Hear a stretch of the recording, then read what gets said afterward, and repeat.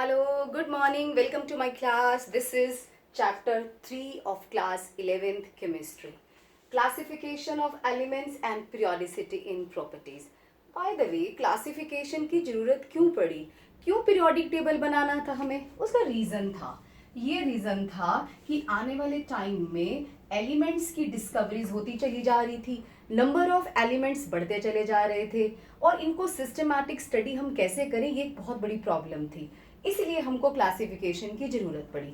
What is the historical development? Historical development का मतलब होता है कि जो आज का हमारा पीरियोडिक टेबल है उससे पहले क्या क्या हुआ. सबसे पहले डॉबरीनर ने ट्रायड बनाया. ट्रायड का क्या मतलब है?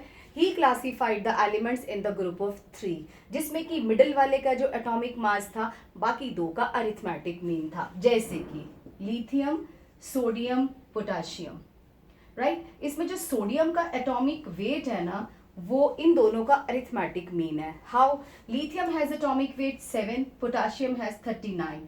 दोनों को हम ऐड कर देते हैं, it comes out to be 46. इसका मीन निकालो. Means divided by 2, 23. It will be the atomic number of sodium. ऐसे ही क्लोरीन, ब्रोमीन और आयोडीन का बनाया गया. मीन्स ब्रोमीन का एटॉमिक मास दोनों के एटॉमिक मास का अरिथमेटिक मीन था. बट ये ज़्यादा चल नहीं पाया. 3 या 4 ट्रायड बने, इससे ज़्यादा नहीं बन पाए. उसके बाद आया Newlands law of Octave. What does it mean? Octave means something 8, related to 8. सा रे गा मा पा धा नी. 7 सुरों के बाद 8वां फिर सी. स जो है वापस आ जाता है. मीन्स इसने ये कहा जब हम एलिमेंट्स को एटॉमिक वेट के हिसाब से अरेंज करेंगे तो हर 8वें एलिमेंट की प्रॉपर्टी पहले से मैच करती होगी. मीन्स सिमिलर प्रॉपर्टीज का लॉट के वापस आ जाना इज नोन एज पीरियोडिसिटी. तो इसने ये बताया, बट इसके एफर्ट्स को कुछ खास इंपॉर्टेंस नहीं दी गई, तो ये भी कुछ खास इंपॉर्टेंस नहीं ले पाया. Then came Lothar Meyer arrangement. Now what did he do? He plotted a graph between atomic weight and atomic volume. The graph was like this. He said similar position को ऑक्यूपाई करने वाले on this graph they were possessing the similar properties. जो यहाँ है उनकी properties same होएंगी. But it was very difficult to study this graph. Okay, ये भी कुछ खास नहीं कर पाया कमाल.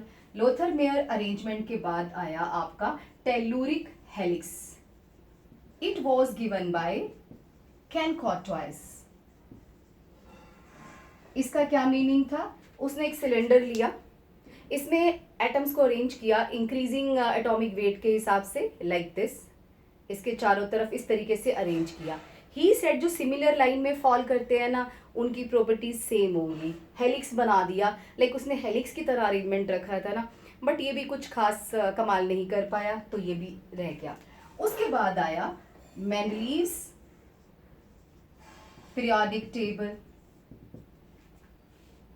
इसने ये कहा कि physical and chemical properties of elements are periodic function of their periodic function of their atomic weights. What does it mean? He said when we arrange the elements in increasing order of atomic weight, then similar properties means periodicity आती है. Similar properties लौट के वापस आती हैं, जैसा कि Newland ने बोला था. और इसने ये भी बताया कि जो periodic जो properties होती हैं वो atomic weight के ऊपर डिपेंड करती हैं.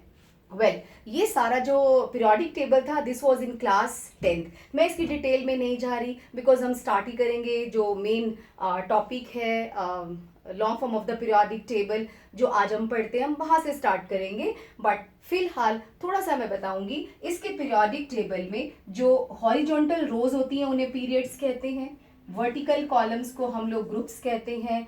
तो इसके टोटल 8 ग्रुप्स थे प्लस एक 0 ग्रुप जो बाद में ऐड किया गया था. मीन्स एलिमेंट्स डिस्कवर हुए तो हमने उसको ऐड कर दिया था. और 7 पीरियड्स थे इसके जो पीरियोडिक टेबल है. And he was quite smart. Means इसकी मेरिट्स क्या थी, इसके फायदे क्या थे. इसने क्या किया, at that time 63 elements were known. Now he kept the positions vacant. Like aluminium के बाद का एलिमेंट इन 63 एलिमेंट्स में नहीं था. तो उसने जब एटॉमिक वेट्स के हिसाब से उनको रखा तो ही सेड अभी जो एलिमेंट्स हैं इसमें कोई भी एलिमेंट ऐसा नहीं है जो एल्यूमिनियम के बाद रखा जाए, but in near future it will be discovered and its properties will be similar to that of aluminium. इसने इसका नाम रखा था एक का एल्यूमिनियम, राइट। ऐसे ही सिलिकॉन के बाद he left the vacant place for eka silicon, means अभी डिस्कवर नहीं हुआ, बाद में होगा, पर जब भी होगा यहाँ एक एलिमेंट और आएगा, उसकी प्रॉपर्टीज सिलिकॉन से मैच करेंगी, उसको एका सिलिकॉन बोला हमने। और वैसे ये था जर्मेनियम और यहाँ पे था गैलियम, जो आज के पीरियोडिक टेबल में डिस्कवर हो चुका है। अब हमें पता है ये क्या है। तो he was quite smart, means उसने जबरदस्ती जो है 63 एलिमेंट्स को अरेंज नहीं किया, उसने किसी ना किसी तरीके से इनको क्लासीफाई करके और वेकेंट स्पेस छोड़ा। और उसने क्या किया, और उसने बेरिलियम के एटॉमिक वेट को करेक्ट करा था, ये भी आपको सबको पता है। मेरिट्स आप पढ़ चुके हो क्लास 10th में। First time we got the systematized study of the elements, हमें एलिमेंट्स की सिस्टमैटिक स्टडी हमें पहली बार पता चली थी इसके क्लासिफिकेशन के बाद। तो हमें कितने सारे फायदे हुए थे इसके क्लासिफिकेशन के। इसकी डीमेरिट्स क्या थी, नुकसान क्या थे? नुकसान ये थे, जो बातें ड्रॉबैक थी जो नहीं क्लियर हो पाई। He did not give the position to the isotopes. अब isotopes कौन होते हैं? जिनकी एटॉमिक नंबर तो सेम होता है बट एटॉमिक मास डिफरेंट होता है। तो सबने पूछा हाँ भाई, अब हाइड्रोजन के 3 आइसोटोप हैं, इनको क्या हम अलग अलग जगह पे रखेंगे? अगर रखेंगे तो आपने आइसोटोप के बारे में तो हमें कुछ बताया ही नहीं। और जो 8th ग्रुप था उसमें इसने 9 एलिमेंट्स रखे थे, 3 3 3। हाउ? Without any justification. ये भी किसका ड्रॉबैक था? उसने और क्या किया, अल्कली मेटल्स और क्वाइनेज मेटल्स दोनों को एक ही ग्रुप में रखा था, राइट। अब alkali metals are very reactive but coinage metals are not at all reactive, इतने रिएक्टिव नहीं होते, रादर उनकी हम क्वाइंस भी बनाते हैं। तो इन दोनों को एक साथ क्यों रखा? ये उसके कुछ डीमेरिट्स थे। तो इसके बाद आया मोसले का मॉडर्न पीरियोडिक टेबल। आप फटाफट जस्ट हैव अ लुक, और अगर आपको नोट्स चाहिए तो ये मैं आपको दिखा देती हूं, ये देखो, आप इसका स्क्रीनशॉट ले सकते हो। नेक्स्ट पेज है, दीज आर द नोट्स, जितना मैंने पढ़ाया उससे रिलेटेड नोट्स है, ये देखो। I think this is clear now. Okay, so उसके बाद चलते हैं modern periodic law and modern periodic table. Modern periodic law was given by Moseley. Moseley ने कहा मेनली, भैया जी आपने बोला कि जो केमिकल और फिजिकल प्रॉपर्टीज है वो एटॉमिक वेट पे डिपेंड करती हैं। नो, ये एटॉमिक नंबर पे डिपेंड करती हैं। So modern periodic law, it states that physical and chemical properties of elements are periodic function of their atomic numbers। तो हमने बोला जस्टिफाई करो, आपको कैसे पता? मास पे नहीं डिपेंड करता, नंबर पे डिपेंड करता है। कहता इट्स वेरी सिंपल, देखो ये न्यूक्लियस है, ये बाहर इलेक्ट्रॉन पड़े हुए हैं। जब भी कोई एटम या एलिमेंट अपनी केमिकल प्रॉपर्टीज शो करता है तो वो बाहर वाले शेल के इलेक्ट्रॉन डिसाइड करते हैं, राइट। तो कहता है हुआ ना, इलेक्ट्रॉन के नंबर को क्या बोलते हैं? Atomic number. तो कहता है जब न्यूक्लियस को पता ही नहीं होता कोई केमिकल रिएक्शन हो रही है, सिर्फ बाहर वाले शेल के इलेक्ट्रॉन्स को पता होता है कि प्रॉपर्टीज हो रही हैं, तो एटॉमिक नंबर ही तो डिसाइड करेगा कि उसकी प्रॉपर्टीज कौन सी होगी। This was the justification of law. Modern periodic table में क्या क्या होता है? मैं आपके सामने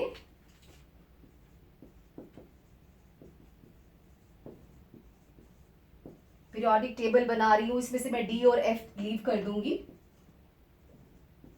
बे मगज का सर बा रा, उसके बाद ये यहाँ पे छोड़ के बोरोन आएगा बिकॉज यहाँ पे डी ब्लॉक एलिमेंट्स आएंगे।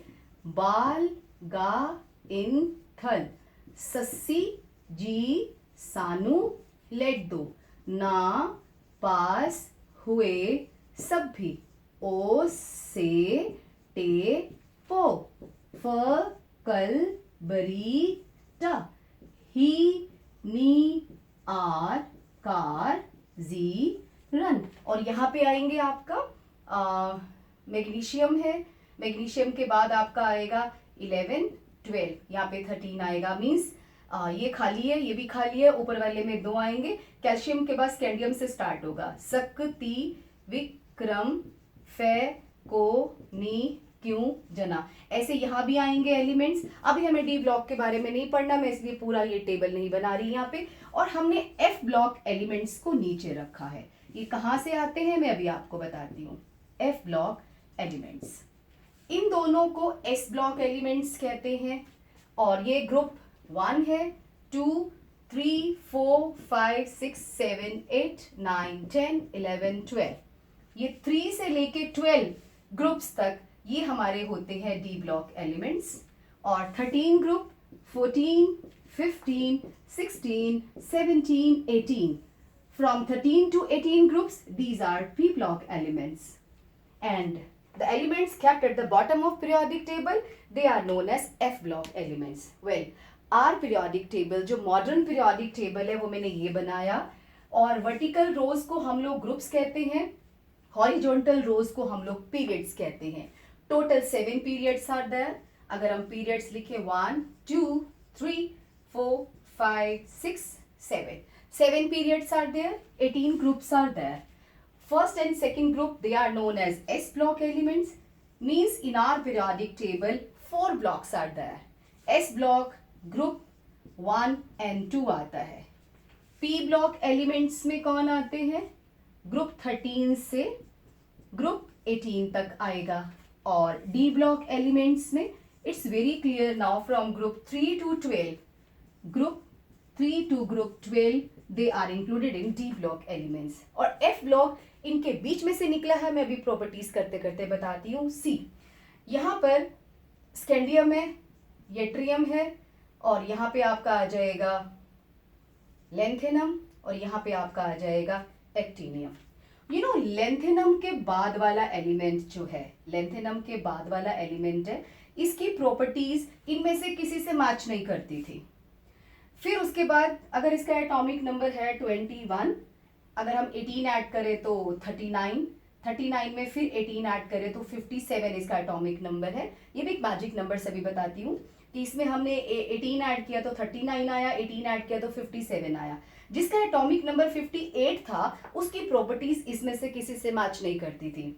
59, 60, 61, 62, 63, पूरे 14 एलिमेंट्स यानी कि 71 एटॉमिक नंबर तक जो 14 एलिमेंट्स थे उनकी प्रॉपर्टीज इनके साथ मैच नहीं करती थी। हमने बोला तुम जाके नीचे बैठ जाओ। क्यों नीचे बैठ जाओ? बोला हमारा मेन एम था जिनकी सिमिलर प्रॉपर्टीज है they will be kept together, but your properties are not matching with any of the element in the main body of periodic table. Go and sit down there, चलो चुपचाप नीचे जाके बैठ जाओ। So that's why F block elements are kept at the bottom of periodic table because their properties do not match with the properties of any of the element in the main body of the periodic table. Okay, इन्हें हम कहते हैं F block elements. F block elements में 2 series होती हैं। पहली series 6 period से आई है, दूसरी सीरीज पीरियड 7 से आई है। यानी कि 2 सीरीज हैं यहाँ पे। एक को हम कहते हैं लेंथेनॉइड, फर्स्ट वाली को they are known as lanthanoids, दूसरी वाली को एक्टिनॉइड्स कहते हैं। राइट, 14 एलिमेंट्स, 28 एलिमेंट्स को हमने यहाँ रख दिया। तो total 4 blocks are there, S block, P block, D block and F block. अब एस ब्लॉक में कौन पड़े हैं? ये सारे के सारे बड़े रिएक्टिव मेटल्स होते हैं, ये बहुत स्ट्रॉन्ग रिड्यूसिंग एजेंट्स होते हैं, और इनकी जो जनरल इलेक्ट्रॉनिक कॉन्फ़िगरेशन होती है that is from NS1 to 2। P block 13 से 18 तक आते हैं। इसमें मेटल्स, नॉन मेटल्स और मेटेलॉइड्स तीनों होते हैं, तीनों पाए जाते हैं इसमें। राइट, और ये कोवेलेंट बॉन्ड बनाते हैं मेनली यू नो आयोनिक भी बनाते हैं बट मेनली कोवेलेंट बॉन्ड बनाते हैं। ये आयोनिक बॉन्ड बनाते हैं। राइट, इनके जो general configuration that is from NS to NP, NS2 NP1 to 6 आ जाएगी। वेल, डी ब्लॉक एलिमेंट्स, इसमें मैक्सिमम मेटल्स होते हैं और इन मेटल्स को हम ट्रांजिशन एलिमेंट्स कहते हैं। You know transition elements, Why do we call them transition elements? Because they show transition from metallic to non-metallic behavior. इनकी जनरल कॉन्फ़िगरेशन होती है n-1 d 1 to 10 ns 0 से 2. मीन्स इनके s में या तो 0 होगा या 1 या 2 होगा, मैक्सिमम में 2 होता है, और d में जो होगा 1 to 10 होगा. ये ट्रांजिशन शो करते हैं. और भी इनकी बहुत सारी प्रॉपर्टीज हैं. इन तीनों की एस और पी तो आपके 11th में आएगा, बट जो डी ब्लॉक है ये 12th में पढ़ोगे डिटेल में. अभी आपके लिए इतना सफिशिएंट है. नॉर्मली स्कूल्स में इसका इलेक्ट्रॉनिक कॉन्फ़िगरेशन आता है डी और एफ का, इतना सफिशिएंट है. एफ ब्लॉक एलिमेंट्स की कॉन्फ़िगरेशन है n-2 F 0 to 14, n-1 d 0 to 2 and ns2. This is general electronic configuration of F block elements. Now, जो फर्स्ट ग्रुप है, फर्स्ट ग्रुप को हम कहते हैं alkali metals. Second is known as alkaline earth metals. Alkali metals because their oxides are alkaline in nature. Alkaline earth metal, of course, इनके भी जो है alkalines होते हैं, but they are found in the earth crust. जो group nitrogen वाला होता है 15, इसको हम निकोजेंस कहते हैं. पी साइलेंट रहता है. निकोजेंस का मतलब होता है सफोकेटिंग. इस दुनिया में जितने भी पॉइजन्स हैं वो सारे इसी फैमिली से रिलेटेड हैं. कोई आर्सेनिक का पॉइजन है, कोई फास्फोरस का पॉइजन है, और nitrogen itself is also Leathern. अगर इस रूम में नाइट्रोजन स्प्रे कर दी जाए, ऑक्सीजन निकल जाएगी, तो ऑक्सीजन की डेफिशिएंसी से पर्सन कैन डाई. ऑक्सीजन वाली फैमिली को हम लोग कहते हैं चैल्कोजेंस, राइट. और 17 ग्रुप को हम कहते हैं हैलोजेंस, यानी कि सॉल्ट फोमिंग. चैल्कोजेंस का मतलब होता है और फोमिंग. ग्रुप 18 को हम लोग कहते हैं noble gases. So I'm going to tell you the properties of this modern periodic table. What are the main features of this periodic table? Total 18 groups are there. 1, 2, 3, 4, 5, 6, 1 to 18. And 7 periods are there. 4 blocks are there. S block, P block, D block, F block. Why the F block elements are kept at the bottom of periodic table? Because their properties do not match with the property of any of the element in the main body of periodic table. And F block elements includes 2 series of 14 elements each, and first series is known as lanthanoid, another is known as actinoid, right? A lanthanoid related to 6th period and actinoid related to 7th period. Fine. S block, their general configuration ns1 to 2, P block ns2 np1 to 6, D block n-1 d1 to 10, ns0 to 2, F block, this is the configuration. You know, S and P block elements, S and P block elements, both are known as representative elements. Representative elements. Why? Because they represent their family. Means if you study lithium, it means the properties of sodium, potassium, rubidium will be similar. If you study magnesium, then whole family will behave like magnesium. So that's why they are known as representative elements. So these are the features of main modern periodic table. तो आप फटाफट से इनको screenshot ले लो, और मैं आपको इसका वो भी दिखा देती हूँ. हाँ, एक पॉइंट रह गया है, वो मुझे स्पेस चाहिए होगा.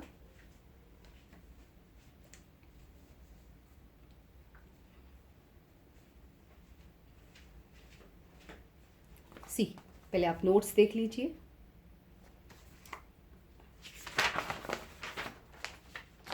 Two pages we have done. Fine. Well, this is very strange thing. In the first period, 2 elements are there. Hydrogen and helium belong to first period. मैं यहाँ लिख रही हूँ. So, first period has 2 elements. Why? इसको हम रब ही कर देते हैं. यहाँ तक तो we have done actually. In schools, normally this question is asked, why there are 18 elements in the 5th period? ये क्वेश्चन पूछा जाता है. मैं सबका बता रही हूँ. First period has 2 elements. Why? First period means first shell fill किया हुआ है. Second period में second shell fill किया हुआ है. Third में जिस period का नाम लोगे ना तो उतने shells fill किए होते हैं. ये meaning होता है. And in chapter 2nd, I have told you in every shell, subshells are also present. उसमें से कौन से शेल जो है फिल किए हुए हैं वो हम बताएंगे यहाँ से. Well, first period has 2 elements. Why so? Because it involves filling of 1s subshell, right? In 1s subshell it can accommodate 2 electrons, so that's where 2 elements are there. 2 electrons and 2 elements are there. Second period has 8 elements. देखो 8 elements है इसके अंदर. 8 elements क्यों है? Because it involves filling of, अब second period है तो 2s तो होगा ही, सेकेंड शेल तो आएगा ना.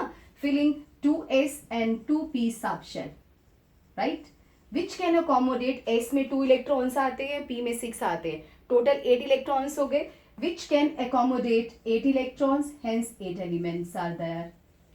सिमिलरली थर्ड पीरियड में it also has 8 elements because it involves the filling of, अब थर्ड है तो यहाँ पे 3s एंड 3p आएगा. इसमें 3s और 3p सब शेल फुल किया जाता है, which can accommodate 8 electrons and hence 8 elements are there. In the fourth period, see total 30, fourth period it has total 18 elements. इसमें 18 एलिमेंट्स होते हैं, क्यों? It involves filling of 4s, 4p and 3d. You know 3d subshell is filled after the 4s subshell is filled. तो 4s 4p के बाद 3d की बारी आती है, तो वो हमने बीच में लिख दिया. आती तो 4s के बाद है, 4s के बाद 3d देन 4p. मैंने जानबूझ के इसको लास्ट में लिखा है ताकि आपको ये पता चल जाए कि जो पीरियड होता है ना उसका s और p तो भरा जाएगा, d पीछे वाले का फिल करना है, ये एग्जाम में याद रह जाएगा. Which can accommodate 18 electrons. How? S can accommodate 2, P can accommodate 6 and D can accommodate 10 electrons. हो गया ना total 18. So they can accommodate 18 electrons, hence 18 elements are there. Similarly, fifth period has 18 elements. It involves the filling of, इसमें 5s, 5p, 4d full किया जाता है. देखो याद रह जाएगा ना, 5s 5p और पीछे वाले का d. 18 electrons are there, so 18 elements are there. Sixth period has 32 elements. अब आप सोचेंगे 32 कैसे हो गए, 18 ही तो है. इस 18 के साथ मैंने बताया था ना F ब्लॉक एलिमेंट में जो लेंथेनॉइड होते हैं वो यहाँ से निकले हैं, तो वो 14 और 18 मिला दो, हो गए ना 32. वेल 32 क्यों होते हैं? बिकॉज इसमें फिल किया जाता है 6s, 6p, पीछे वाले का d यानी कि 5d. अब इसमें f भी भरा जाता है. f किसका होता है? उससे पीछे वाले का. 6 शेल है ये लास्ट वाला, s और p भरा है, 5 का d भरा हुआ है, 4 का f भरा हुआ है and 4f which can accommodate total 32 electrons. How? Because f subshell can accommodate total 14 electrons. इसकी अगर डिटेल आपको चाहिए तो आप मेरी एटॉमिक स्ट्रक्चर वाली वीडियोस देखेंगे लास्ट वॉल्यूम, उसमें आपको ये सारी डिटेल मिलेगी कौन से सबशेल में कितने इलेक्ट्रॉन्स आते हैं और कैसे.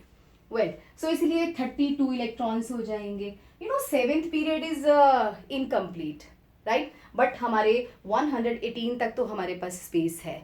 118 तक एलिमेंट्स हम लोग यहाँ पे रख सकते हैं.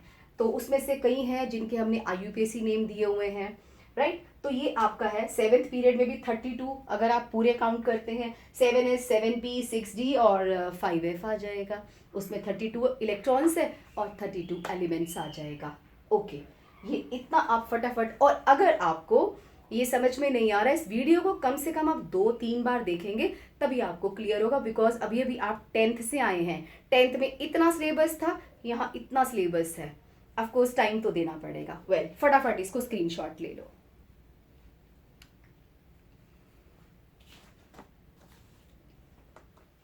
फाइन, अब मैं आपको बताती हूँ, यहीं पे ही इसको इरेज कर देते हैं नीचे से. What happened? 114 atomic number element was discovered by Rutherford and Kurchatov, I mean. It was decided by IUPAC कि जो भी एलिमेंट डिस्कवर करेगा उसका नेम उसको वो रख सकता है अपने बेटे के नाम पे, बेटी के, वाइफ के, कंट्री के, उसकी मर्जी है. जब ये एलिमेंट दो लोगों ने डिस्कवर किया तो दोनों में हो गई फाइटिंग, दोनों में नहीं उसके फॉलोअर्स में फाइटिंग हो गई। रदरफोर्ड के फॉलोअर्स कहते हैं इसका एटॉमिक नंबर एटॉम जो नाम है वो रदरफोर्डियम होना चाहिए, और ये कहते हैं नहीं नहीं कुर्चाटोवियम होना चाहिए। लड़ाई बढ़ गई, लड़ाई बढ़ गई तो IUPAC ने बोला चलो चलो एक काम करते हैं, जिसका भी एटॉमिक नंबर 100 से ज्यादा है, मोर देन 100 है, भाई उनका तो IUPAC नेम रखेंगे हम लोग। डिसाइड हो गया, यानी कि 100 के बाद जिनका भी एटॉमिक नंबर है उनको हमने IUPAC नेम दे रखे हैं। क्या तरीका है, हम 1 को बोलते हैं अन, 0 को बोलते हैं नील, 2 को बोलते हैं बाई, 3 को बोलते हैं ट्राई, 4 को बोलते हैं क्वाड, 5 को बोलते हैं पेंट, 6 को बोलते हैं हम लोग हेक्स, 7 को सेप्ट, 8 को ऑक्ट, 9 को N. So how to name the elements? Let us take, for example, atomic number 114. What is the IUPAC name of this 114 element? इसका नेम है, 1 को हम अन कहते हैं, दूसरी बार 1 है अन आ जाएगा, 4 को हम कहेंगे क्वाड, और पीछे कहते हैं एम लगा दो। So this is the IUPAC name of 114 means अन क्वाडियम। अगर किसी का, हाँ इसके बाद आता है इसकी पोजीशन भी बता दो, अगर डिस्कवर हुआ तो कहाँ रखेंगे, आपके लिए आसान है, जो पीछे वाला नंबर होता है ना वही ग्रुप का नंबर है, इसको 14 में रखेंगे। आप कहेंगे क्या इस 14 की वजह से? नहीं, अगर हम इसकी इलेक्ट्रॉनिक कॉन्फ़िगरेशन लिखें तो इससे मैच करती है, तो ये लेड के नीचे आएगा। किसी का एटॉमिक नंबर 118 है, अब उसे कहाँ रखोगे आप? पहले तो इसका नेम लिखो, un oct em according to the rule. इसको रखेंगे कहाँ? इसका सिंबल है UUO, इसका सिंबल है UQ, पहला लेटर ले लिया हमने, इसको रखेंगे ग्रुप 18 में। डन। अब एक एलिमेंट है वो डिस्कवर हुआ, उसका एटॉमिक नंबर है 119, नाम बताओ? नाम है इसका अन एन, क्योंकि 9 को एन कहते हैं, एम, और ये बन जाएगा UUE।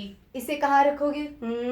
118 के बाद 119 19 ग्रुप तो है नहीं, ऑफ कोर्स 11 यहाँ आएगा फर्स्ट वाले में, या फ्रांशियम के नीचे आएगा। ओके, इसकी कॉन्फ़िगरेशन में आखिरी इलेक्ट्रॉन 8s1 होगा, क्योंकि 7s1 इसका है तो इसका 8s1 होगा। उसके बाद 120 डिस्कवर हुआ, उसे हम यहाँ रख देंगे 120। इसका लास्ट इलेक्ट्रॉन 8s2 में जा रहा है, यानी कि सेकंड पीरियड में आ जाए, सेकंड ग्रुप में आ जाएगा। एक एलिमेंट डिस्कवर हुआ, उसका एटॉमिक नंबर है 121, इसको कहाँ रखोगे? थर्ड में रख देंगे? No no no no no, 8s2 के बाद बारी आती है 5g की, इसका लास्ट इलेक्ट्रॉन 5g1 में जाएगा। बट हमारे पीरियोडिक टेबल में तो g ब्लॉक है ही नहीं, तो फिर क्या करें भाई, इसकी कोई जगह नहीं है। अगर नियर फ्यूचर में 121 एटॉमिक नंबर वाला कोई एलिमेंट डिस्कवर होता है, या 122 123, सॉरी ये पीरियोडिक टेबल सफिशिएंट नहीं है, हमें पीरियोडिक टेबल नया बनाना पड़ेगा, right? So in our periodic table to the maximum 120 elements can be accommodated. If in near future by chance the element with atomic number 121 and more is discovered, sorry, this periodic table is not sufficient, we have to make another periodic table. Fine, so note it down. Next topic is periodic properties.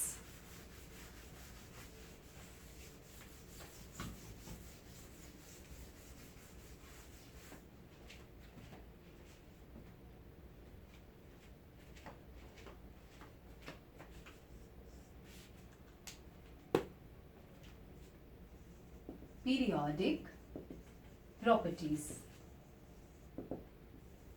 Means कौन कौन सी properties हम पढ़ रहे हैं, किसके basis पर हमने इनको क्लासिफाई किया, वो सब one by one.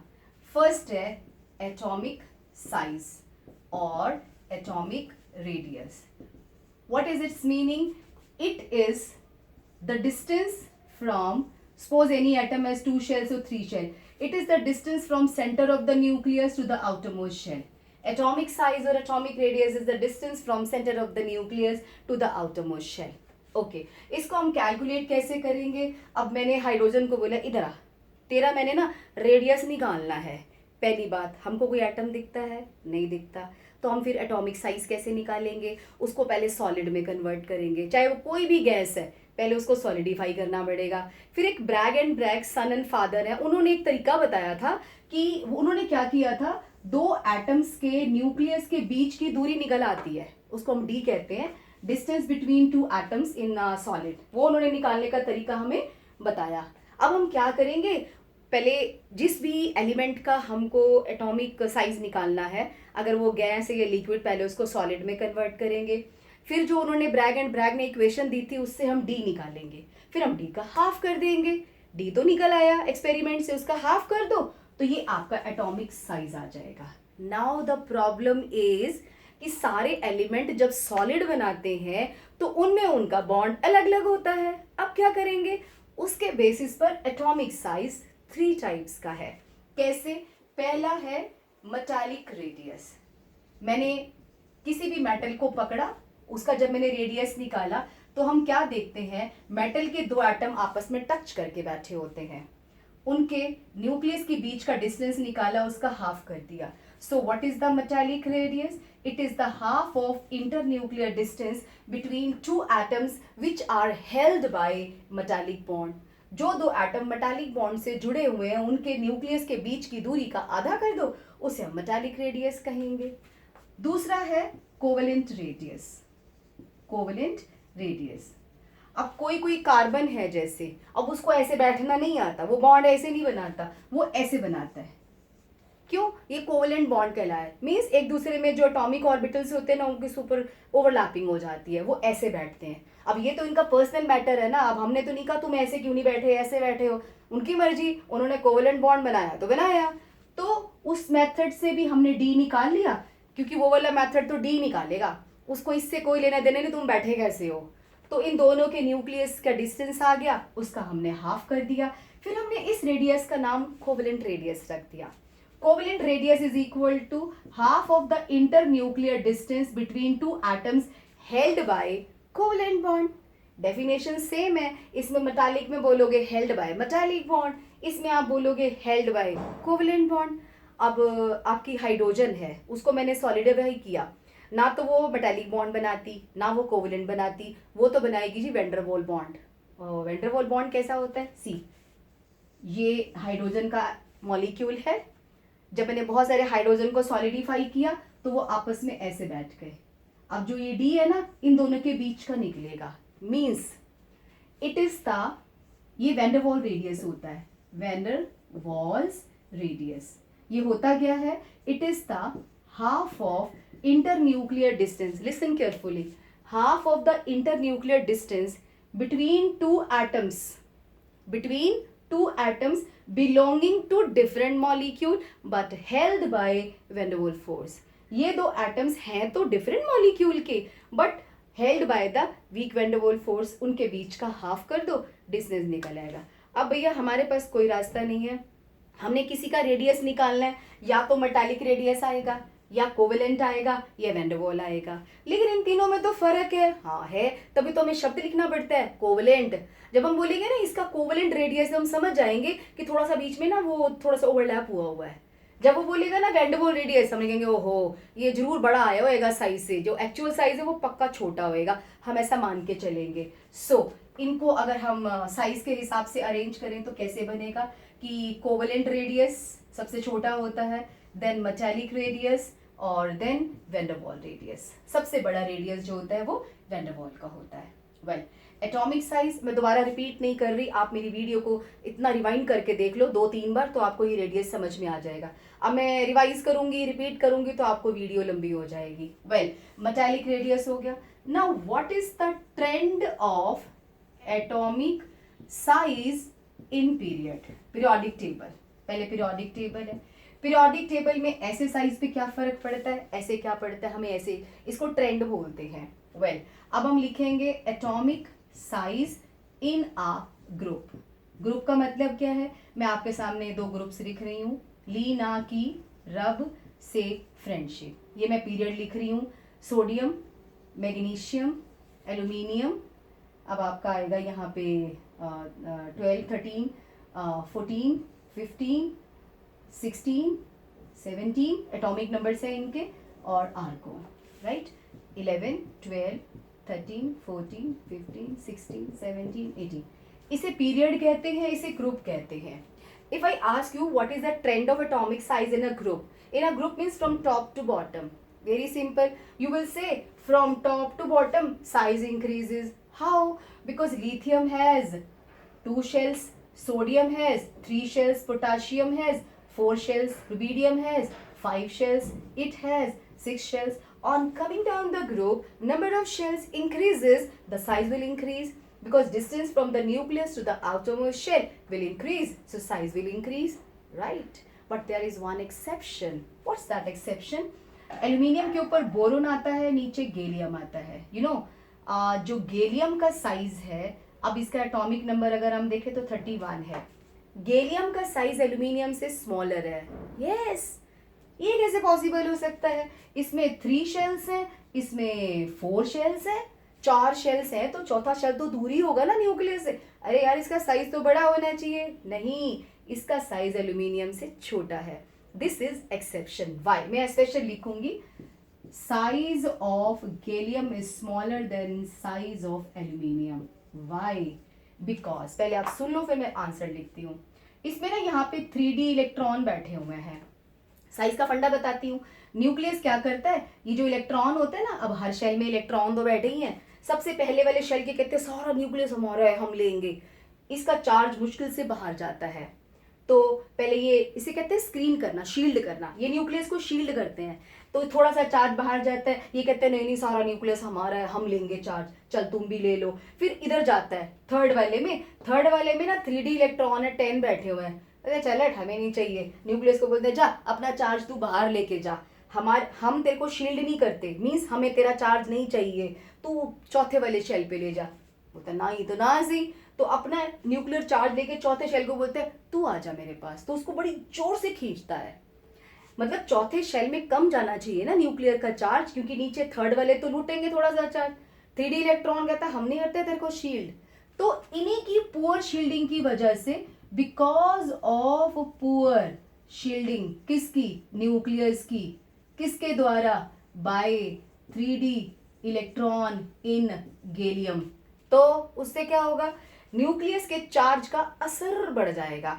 Means effective nuclear charge will increase. Effective nuclear charge increase होगा तो जोर से खींचेगा चौथे शेल को, यहां लाके खड़ा कर देगा एंड साइज विल डिक्रीज. दोबारा से रिपीट करके देख लेना. So size of gallium is smaller than that of size of aluminium. ये आपका एक्सेप्शन आ गया. ओके. उसके बाद है फ्रॉम, ये तो ग्रुप हो गया. From top to bottom size increases because number of shells increases. Top to bottom size increases because number of shells increases. One exception, यहीं पे I am writing down, size of aluminium, gallium is smaller than size of aluminium. इसका answer I have told you, I have written here. Well, in a period from left to right, size decreases. Means यहाँ से अगर यहाँ जाएंगे तो size घटेगा, size decreases. Sodium का size बड़ा, मैग्नीशियम का छोटा, एल्यूमिनियम का छोटा, सिलिकॉन का और smaller, phosphorus, sulphur, chlorine, argon का फिर बड़ा हो जाएगा लास्ट में. Why? Well, in a period from left to right size decreases because number of shells same. इसमें भी 3 शेल्स हैं, इसमें भी 3 हैं, इसमें भी 3, 3, 3, 3, 3, इसमें भी 3 हैं. तो फिर साइज स्मॉल क्यों हो रहा है? साइज इसलिए स्मॉल हो रहा है, इसका न्यूक्लियर चार्ज है 11, इसका 12, इसका 13, इसका 14, 15. अब from left to right shells का नंबर तो सेम है, बट चार्ज तो इंक्रीज हो रहा है. जब चार्ज इंक्रीज होगा तो उसका असर भी बढ़ेगा. जब न्यूक्लियर चार्ज का इफेक्ट बाहर वाले शेल पे ज्यादा हो तो पास बुला लेता है वो. So number of shells same but effective, ई जरूर लिखना. न्यूक्लियर चार्ज तो बढ़ रहा है, उसका असर भी बढ़ रहा है. Effective nuclear charge increases and size decreases and there is no exception. But at the end देखो, सोडियम बिगर है, magnesium, aluminium, silicon, phosphorus, sulphur, chlorine, argon. Argon का साइज बड़ा क्यों हो गया? पहली बात, आर्गोन कहता है, अब इसमें लिखेंगे at the end of a period size increases for noble gases. Why? Argon का साइज कैसे बड़ा हो गया? जब ट्रेंड चल रहा था तो तू अलग थोड़ी ना कोई आर्गोन। आर्गोन कहता है भैया देखो मेरे में तुमने 8 इलेक्ट्रॉन डाल दिए बाहर वाले शेल में और मेरे को छोटी सी जगह दी है, भाई मेरे इलेक्ट्रॉन तो नहीं रहेंगे 8 यहाँ पे, हमको जगह बड़ी दो। तो कहते हैं तुम साइज छोटा करते जा रहे हो, इलेक्ट्रॉन ऐड कर रहे हो, तो 8 इलेक्ट्रॉन हो गए, फुल्ली फिल्ड कॉन्फ़िगरेशन है भाई, हमें तो जगह ज्यादा चाहिए। तो ये आपस में इंटर इलेक्ट्रॉनिक रिपल्शन बढ़ जाती है, जगह कम हो गई तो साइज एक्सपैंड कर जाएगा, पहली बात। दूसरी बात, आर्गोन तो नोबल गैस है, अब नोबल गैस तो वैंडरवॉल बॉन्ड ही बनाएगी ना, तो दूसरी बात ये है कि दे पोजेस वैंडरवॉल रेडियाई। एक तो इनका वैंडरवॉल रेडियस होता है जो वैसे ही बड़ा होता है, ऊपर से फुल्ली फिल्ड कॉन्फ़िगरेशन है तो इंटर इलेक्ट्रॉनिक रिपल्शन होगी जिससे कि साइज एक्सपैंड हो जाएगा। फटाफट से इसका स्क्रीनशॉट ले लो आप।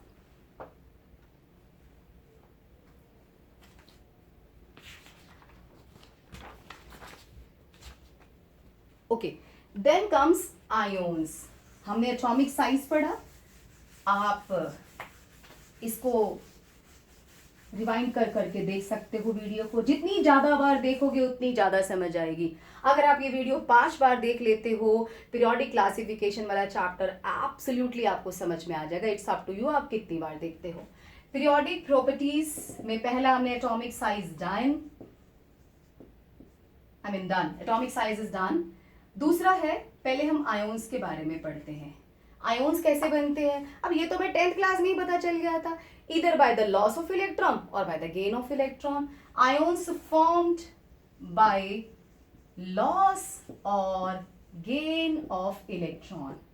Whenever any atom loses electron, like magnesium की बात करें हम लोग, ये न्यूक्लियस है 282 इलेक्ट्रॉन्स होते हैं, इसमें से एक इलेक्ट्रॉन बाहर निकाल दो और चार्ज कितना है 12, तो इसमें से एक इलेक्ट्रॉन बाहर निकाल के मैग्नीशियम प्लस और एक इलेक्ट्रॉन हमने लूज कर दिया, इसका जो साइज होता है ना वो स्मॉल हो जाएगा। क्यों हो जाएगा? देखो 12 न्यूक्लियर चार्ज है और 12 इलेक्ट्रॉन थे, अगर तुम एक इलेक्ट्रॉन यहाँ से निकाल देते हो तो ये जो 12 न्यूक्लियर चार्ज है इसका असर सब पे बढ़ जाएगा। तुम ऐसे समझो घर में 12 चपातीस बनी हुई हैं और 12 पर्सन है खाने वाले, सबके हिस्से में एक एक चपाती आएगी, खाना खा रहे हैं वो। अगर एक बंदा बाहर चला जाएगा, एक चपाती बचेगी तो सबको और भी तो मिलेगी थोड़ी थोड़ी। तो ऐसे ही न्यूक्लियस का चार्ज जो है उसका असर बढ़ जाता है, means effective nuclear charge increases. After the loss of one electron, what happens? Size decreases because effective nuclear charge increases. So हमेशा cation has smaller size than of its parent. Cation has smaller size than that of its parents का मतलब क्या है? Sodium plus का size sodium से smaller होगा, magnesium plus का size magnesium से कम होगा, and so on. Why? Because after the loss of one electron, effective nuclear charge increases and size decreases. आप इसको एक्सपैंड करने के लिए अगर स्कूल में लिखना है, hence the remaining electron will come closer to the nucleus and the distance between center of the nucleus to the outermost shell will decrease. Okay? अच्छा, आयोन के साइज की डेफिनेशन क्या होती है? It is the distance from centre of the nucleus to the point up to which the charge is felt. अब plus charge का जहां तक महसूस होगा, फील होगा, वहां तक को हम बोलते हैं आयोनिक साइज। आयोनिक साइज की डेफिनेशन में थोड़ा सा फर्क है। आयोनिक साइज की डेफिनेशन होती है it is the distance from centre of nucleus to the point where charge is felt, जहां पे चार्ज फेल्ट होता है। अब इससे एक बात और क्लियर हो गई है कि after loss of electron cation बनता है। How the cation is form? After the loss of electron, electron lose करेगा तो केटायन बनेगा। एनायन कैसे बनता है? Let us for example take chlorine, its configuration 287 और 17 इसका एटॉमिक नंबर होता है, और when it will accept one electron to make an ion is made by the gain of electron, right? So इसकी कॉन्फ़िगरेशन 288 हो जाएगी। इमेजिन करो 17 चपाती है, 17% खाने वाले हैं, सबके हिस्से में एक एक चपाती आ गई। अब 17 चपातियां हैं, एक बंदा एक्स्ट्रा आ गया तो सब में से थोड़ी थोड़ी कम हो जाएगी, मीन्स न्यूक्लियस का प्यार, न्यूक्लियस का असर सबके हिस्से में थोड़ा कम हो जाएगा और इसलिए साइज थोड़ा सा एक्सपैंड हो जाएगा। जब जब न्यूक्लियस का असर बाहर वाले शेल पे कम हो जाता है तो वो साइज एक्सपैंड हो जाता है। तो एनायन का साइज अपने पेरेंट से हमेशा बड़ा होगा, means anion has bigger size than of its parent because with gain of electron effective nuclear charge decreases and size increases। जितना मर्जी एक्सपैंड करना हो लिखते जाओ करते जाओ। वेल एनायन का साइज हमेशा अपने पेरेंट से बड़ा होगा, केटायन का साइज हमेशा अपने उससे छोटा होगा। आपकी एनसीईआरटी में एक क्वेश्चन है, what is the theory associated with the loss and gain of electron. कुल मिला के ये पूछना चाह रहा है वो कि केटायन के साइज पे क्या फर्क पड़ेगा, इलेक्ट्रॉन लूज होगा, और जब इलेक्ट्रॉन आएगा तो उसके साइज पे क्या फर्क पड़ेगा। ये स्टोरी लिखनी है आपको अपने एनसीईआरटी के उस क्वेश्चन के लिए। वेल उसके बाद है isoelectronic species. What are the isoelectronic species. Iso का मतलब सेम, इलेक्ट्रॉन का मतलब इलेक्ट्रॉन। जिनके पास सेम नंबर ऑफ इलेक्ट्रॉन्स होते हैं उन्हें हम आइसो इलेक्ट्रॉनिक स्पीशीज कहते हैं। So for example sodium plus, इसका 11 एटॉमिक नंबर होता है। मैग्नीशियम 2 प्लस, इसका 12 होता है। एल्यूमिनियम 3 प्लस 13 होता है। नाइट्रोजन का 7 होता है। ऑक्सीजन का 8 होता है। फ्लोरीन का 9 होता है। सी केयरफुली, 11 में से 1 इलेक्ट्रॉन निकला तो 10 इलेक्ट्रॉन हो गए। 12 में से 2 इलेक्ट्रॉन निकाल दो तो 10 हो जाएगा। अब आप कहेंगे 2 कैसे निकाले, यू नो पॉजिटिव का मतलब यही होता है। If magnesium possesses 2 positive charge, it means it has lost 2 electrons. Aluminium has lost 3 electrons. How many are left behind? 10. 7 electron nitrogen was possessing. 3 negative means it has borrowed, it has taken 3 electrons. How many total? 10. Oxygen has borrowed 2, 10. Fluorine has borrowed 1, again it has 10. You know, all of these are the isoelectronic species. They have the same number of electrons. Is there any difference in their sizes? Yes, of course. Remember one thing, whenever any atom loses electron, size decreases. 2 electron lose करेगा तो और size छोटा हो जाएगा, 3 करेगा तो और छोटा हो जाएगा। मीन्स जितना ज्यादा पॉजिटिव चार्ज होगा साइज उतना छोटा होगा। और इन तीनों नेगेटिव वालों में से किसका साइज बड़ा होगा। 1 इलेक्ट्रॉन की एंट्री होती है, साइज बढ़ जाता है। 2 इलेक्ट्रॉन आएंगे, साइज और बढ़ जाएगा। 3 आएंगे तो साइज और बढ़ जाएगा। तो सबसे बड़ा साइज इसमें से किसका है, नाइट्रोजन 3 नेगेटिव का। अगर मैं इनको अरेंज करूं तो साइज का सीक्वेंस ये, एल्यूमिनियम 3 प्लस है smaller size, then magnesium 2 plus, then Na plus, F negative, O2 negative and 3 negative. Among isoelectronic species, the species with the maximum positive charge is the smallest in size, and the species with the highest negative charge will be the biggest in size. So this is the theory of isoelectronic species. फटाफट इसका screenshot ले लो आप।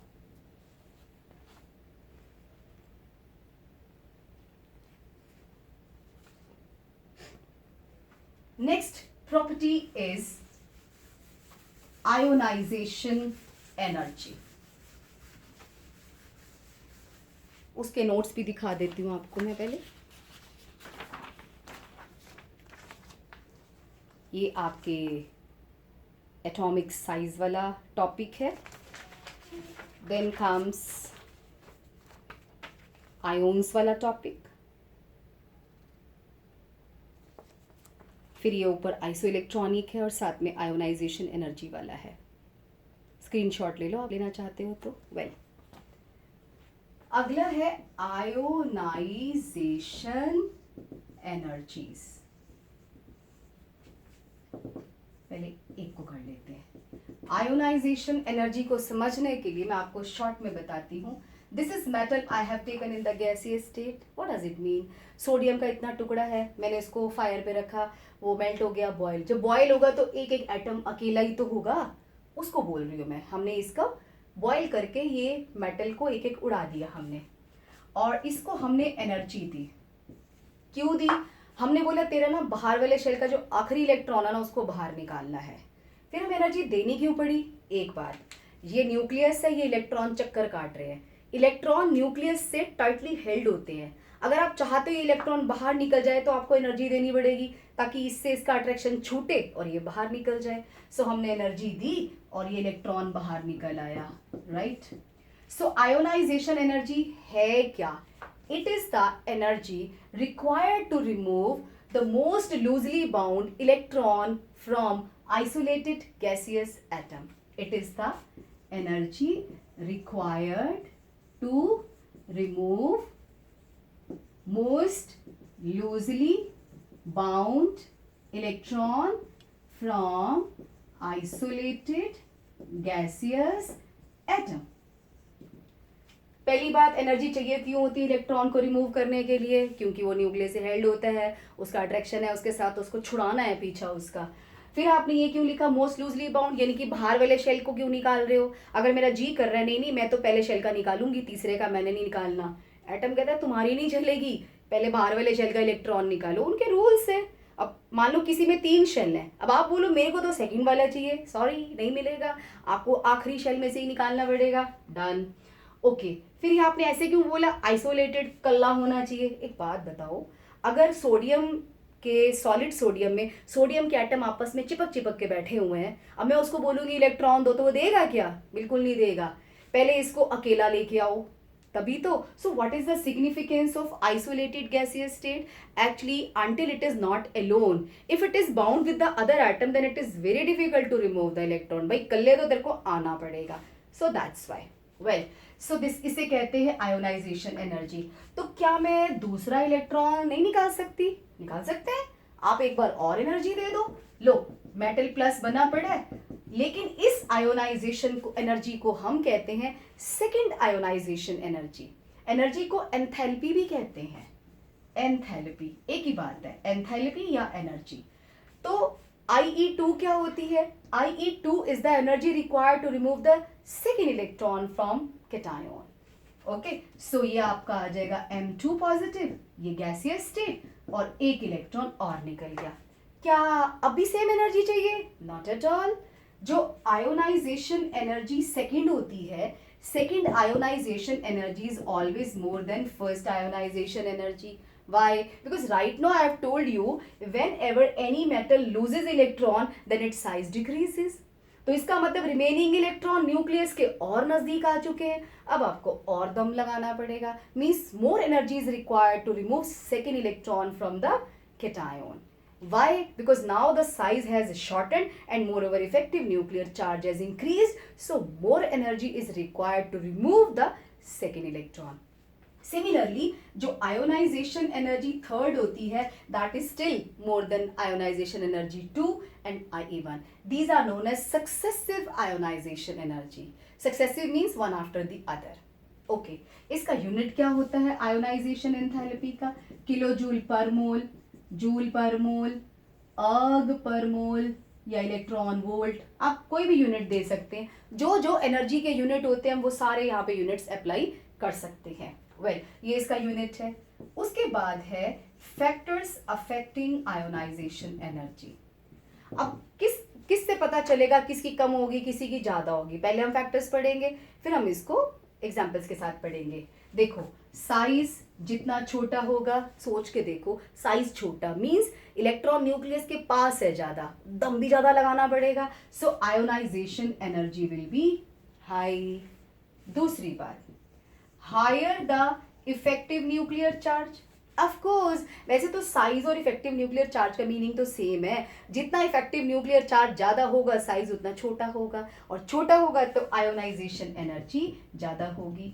सो higher the effective nuclear charge, higher is the ionization enthalpy.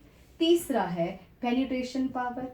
Higher the penetration power, higher is the ionization energy. What is this penetration power? Penetration power का मतलब होता है closeness to the nucleus. Closeness to the nucleus, nucleus के जितना नजदीक होगा electron उतना मुश्किल है निकालना। तो ये इसके लिए नहीं हो रहा, साइज पढ़ तो लिया हमने पहले, नो नो नो, ये उसकी बात चल रही है एस इलेक्ट्रॉन की पेनिट्रेशन पावर पी से ज्यादा होती है डी से और एफ से। इसका मीनिंग है अगर मैं आपको कहूं एक एटम में 2s इलेक्ट्रॉन निकालना है बाहर, एक और एटम है उसका आखिरी इलेक्ट्रॉन 2p में पड़ा है, तो मैं अगर आपसे पूछूं भाई दोनों में से किसको ज्यादा एनर्जी चाहिए निकालने के लिए, आप कहेंगे एस इलेक्ट्रॉन को। वाई? बिकॉज जिसकी पेनिट्रेशन पावर ज्यादा है, इसकी क्लोजनेस टू द न्यूक्लियस ज्यादा है, तो इसको ज्यादा एनर्जी चाहिए निकालने के लिए। ये मतलब है इसका। वेल, फोर्थ पॉइंट है जो स्टेबल इलेक्ट्रॉनिक कॉन्फ़िगरेशन है उसकी भी आयोनाइजेशन एनर्जी ज्यादा होगी। अब स्टेबल कॉन्फ़िगरेशन किसकी होती है? या तो हाफ फिल्ड होनी चाहिए कॉन्फ़िगरेशन या फिर फुल्ली फिल्ड होना चाहिए। अगर इसको भी समझना चाहते हो तो एटॉमिक स्ट्रक्चर का लास्ट वॉल्यूम क्वांटम नंबर्स वाला आप देख लेना, आपको ये वाली बातें भी क्लियर हो जाएंगी। यहाँ बोलूंगी तो वीडियो लॉन्ग हो जाएगी। वेल, हाफ फील्ड या fully field configuration is always more stable और वहां से भी इलेक्ट्रॉन का निकलना हमेशा मुश्किल हो जाएगा। वेल, अब हम ट्रेंड पढ़ते हैं। ट्रेंड का मतलब होता है ग्रुप में और पीरियड में। Trend in a group from top to bottom size बढ़ता है, अभी तो हमने पढ़ा था टॉप टू बॉटम साइज बढ़ता है तो आयोनाइजेशन एनर्जी डिक्रीज होगी। जैसे कि मैं आपके सामने यहाँ लिख देती हूँ, ली ना की रब से फ्रेंडशिप और beryllium, boron, carbon, nitrogen, oxygen, fluorine और neon. Okay, in a group lithium का साइज छोटा है, सोडियम का बड़ा है, बड़ा स्टील बड़ा, स्टील बड़ा, स्टील बड़ा। ऑफ कोर्स इसकी आयोनाइजेशन एनर्जी सबसे ज्यादा होगी, फिर कम कम कम कम। यही बात मैंने लिखी है, in a group from top to bottom size increases, ionisation energy decreases.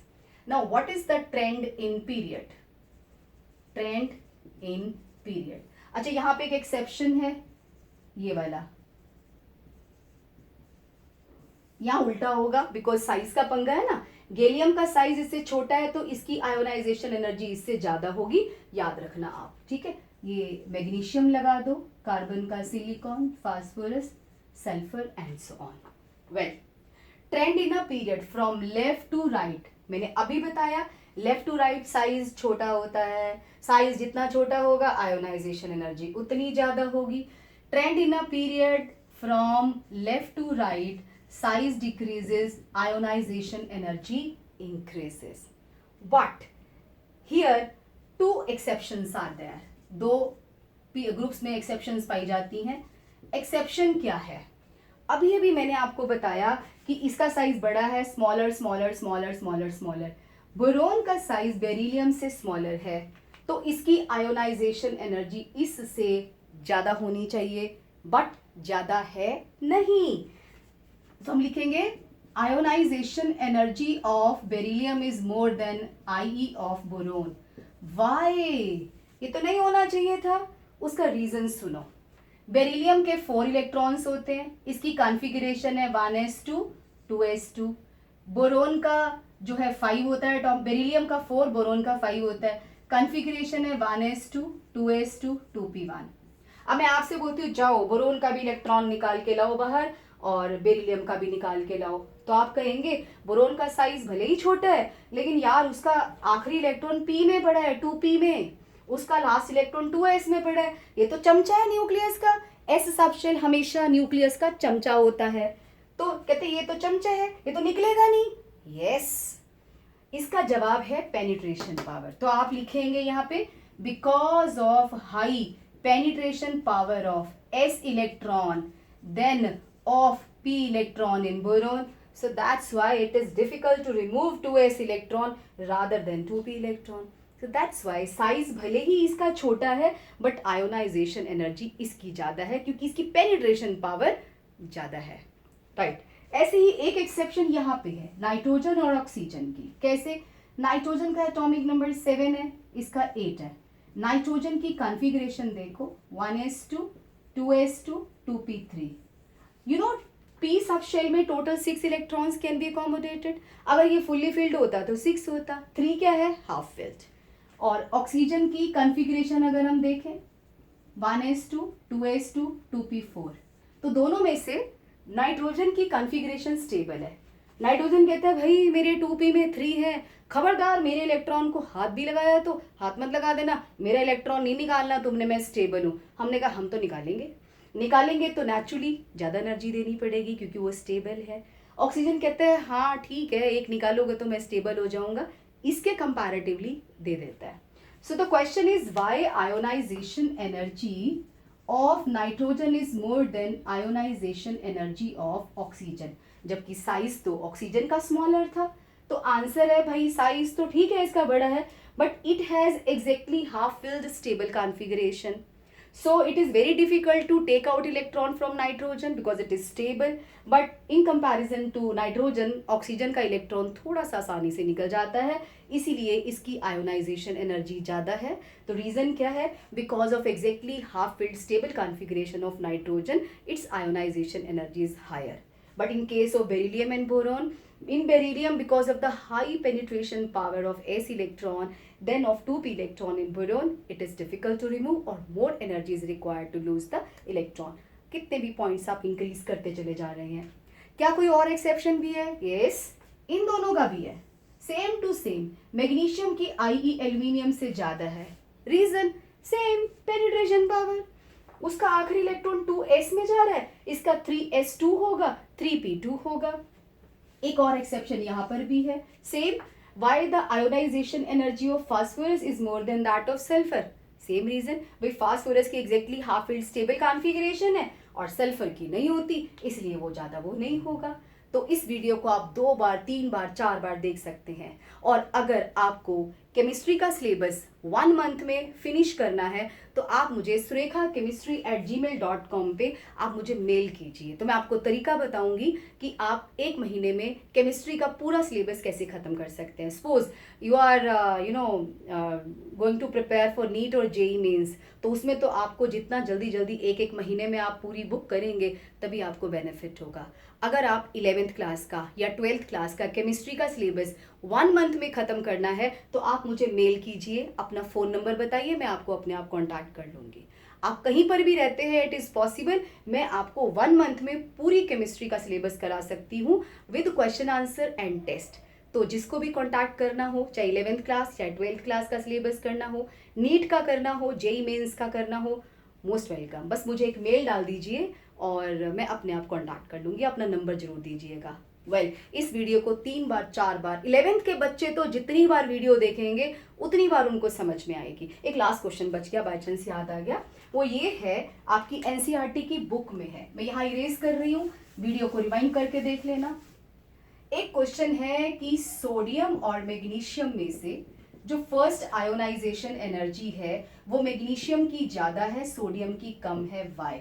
तो हम कहते हैं because size of magnesium is smaller. Of course जिसका साइज छोटा होगा उसकी आयोनाइजेशन एनर्जी ज़्यादा होती है. फिर वो कहता है बट सेकेंड आयोनाइजेशन एनर्जी इसकी ज़्यादा है, इसकी कम है. वाई? अब हम उसको समझा रहे हैं कि इन sodium it possesses 281 configuration. Ionization energy once means after the loss of 1 electron, it has become very stable. Now it has fully filled noble gas configuration. It has become stable. तो बोलते हो खबरदार मेरा दूसरा इलेक्ट्रॉन निकाला, तो ये तो धमकी दे रहा है भाई, हम नहीं निकालते, बड़ा मुश्किल है निकालना. But in case of magnesium, whose configuration is 282, after the loss of 1 electron, it has yet to acquire the stable configuration. इसकी अभी हुई नहीं है, it has to acquire. So second electron is easy to remove in comparison to in sodium, right? तो ये question आपकी NCERT की back में है, आप इसको as such लिख सकते हैं. First ionization energy of magnesium is more than that of sodium because of its smaller size. But second ionization energy of sodium is more than that of magnesium because sodium has acquired stable configuration after the loss of 1 electron. So second electron is very difficult to remove. But in case of magnesium, after the loss of 1 electron, it has yet to acquire the stable configuration. So second electron is easy to remove in comparison to sodium. Okay, इसके भी notes आप एक बार देख लीजिए. 1 page I have shown you. दूसरा page है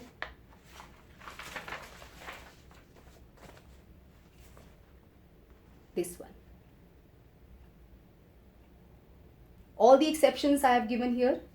ये एक यहाँ पे एक्सेप्शन है ऊपर. बस आपका चैप्टर अब 20-25 मिनट्स का बचा है, हम सेकेंड वॉल्यूम में बनाएंगे. Bye bye.